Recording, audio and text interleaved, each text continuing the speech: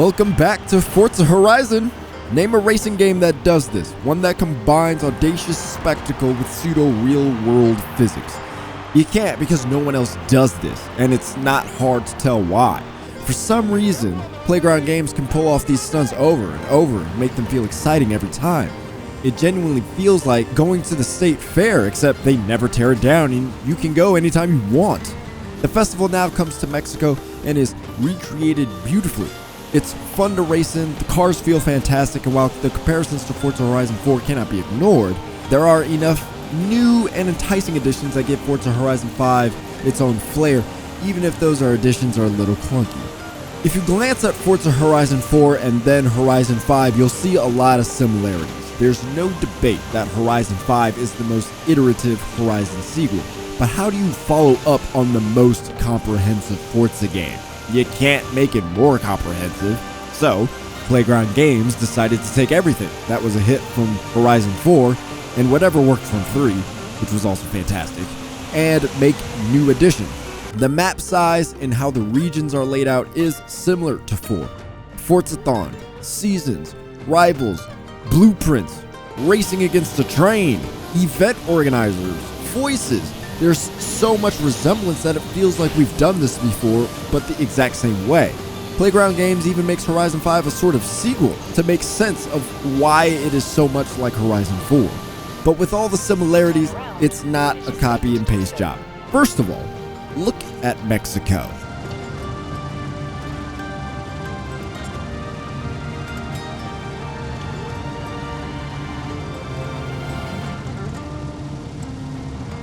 There's no way this looks like the UK, not to mention the improved lighting, smoke from burnouts, and the tree density give away that not only we're on next gen, but there was a lot of work put into making sure this wasn't a copy and paste game.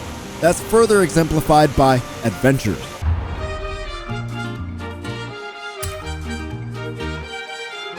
These are missions separated from the rest of typical Horizon activities that are the new home for showcase races and the means by which we learn small tidbits about Mexican culture. You'll partake in missions that lead you to an ancient Mexican landmark or races that double as lessons of becoming a luchador. They're all very entertaining, a little repetitive, and not at all classroom breakdowns. They don't go far enough in teaching about Mexican culture, but it's not a bad foundation if Playground Games continues to make Horizon games outside of the UK, America, or other Anglo territories. What they need to improve on is voice acting. It's pretty cringy. It looks quick. And there's a speed camera just up the road. I like what you're thinking. I love that there are authentic Spanish speakers, but the constant need for the overhyped voices makes deliveries feel forced and unnatural. It's great that your character can talk now, and it does help tighten the storytelling, but the stories aren't particularly gripping anyway.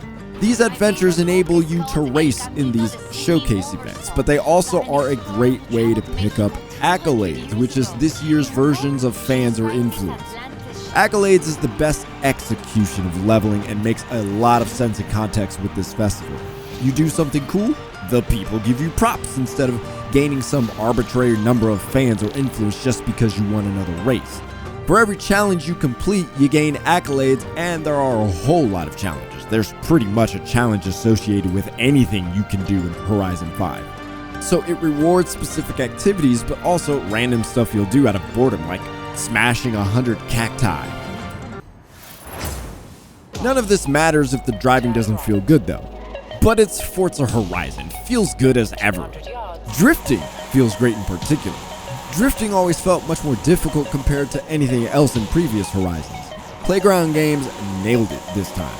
Otherwise, you're getting the same great driving feeling. Cars feel like they have all their own weight, and there's enough realism to remind you that you can't hold the pedal down all the way all the time. But not so much that you're concerned about how wet roads are during rain. Of course, you always have the option to disable assists to make driving more realistic and difficult, and be rewarded with more credits in return. The list of cars is fantastic as well. There are a lot of returning favorites or variations of them based on the year, but they're rendered so well. The interiors of each car look immaculate. Even the goofiest car makes my jaw drop. Forza Vista intensifies that wow factor, especially in quality mode that allows ray tracing even on the Series X. No matter what you're driving though, Playground Games' version of Mexico is exhilarating. Like all the other maps from Horizon, there are desert areas, coastal areas, jungles, and mountainous regions. But Mexico has a volcano, and it's the highest peak of any Horizon game. It has beautiful white sandy beaches. It's so much fun to drive through and is especially gorgeous in quality mode, which is 4K 30 on Series X, but it still looks great in performance, which is 4K 60, despite the noticeable color saturation and pixel degradation. Horizon Mexico's radio stations add to the exhilaration, and for the first time, Block Party is not my favorite. I don't know if this was a bad year for hip-hop and rap or a good year for electronica, but Bass Arena's got some bangers. It's easily the best station this year. Online returns in the same form as it did in Forza Horizon 4, but has a few differences, mainly Forza Arcade. Think of these as public events that occur in real time without needing to start an event to load it in. They're fun, but that fun is strictly tied to the number of people participating and if you've completed your seasonal challenge. Otherwise, it wasn't worth my time to stop and enjoy the activity when I could do something else that added to my accolades. You can use Forza Link to find people to join you in arcade or any activity if you need to. It works great as a means to group up, but it also doubles as a communication tool, and in that regard, it sucks. You're limited to 2 default messages per type of activity, so if you wanted to say something specific, you'll have to dig in the messages to find what you want, add it, then communicate it. It's mind-bogglingly bad. Many of the other online features needed groups and there weren't enough people online during review time, so I couldn't test everything, but it's nice to know there are more group activities and they're not all competitive. I'm all for fighting for higher leaderboard positions, but sometimes it's just cool to do something as a crew, and Playground Games gives more of that. A lot of Forza Horizon feels similar to Forza Horizon 4 in ways previous Horizon games haven't felt with their prequels. But adventures bring unique storytelling and slight edutainment to the Horizon formula, and if more Horizons are in the future, particularly ones not in Europe and America, it's not a bad foundation to build on. Driving feels as good as it ever has, and Playground Games absolutely succeeded in interpreting the beauty of Mexico. The seasonal model returns, and it does a better job of incentivizing people to group up, but it's still not quite enough to entice people to do activities like Forza Arcade.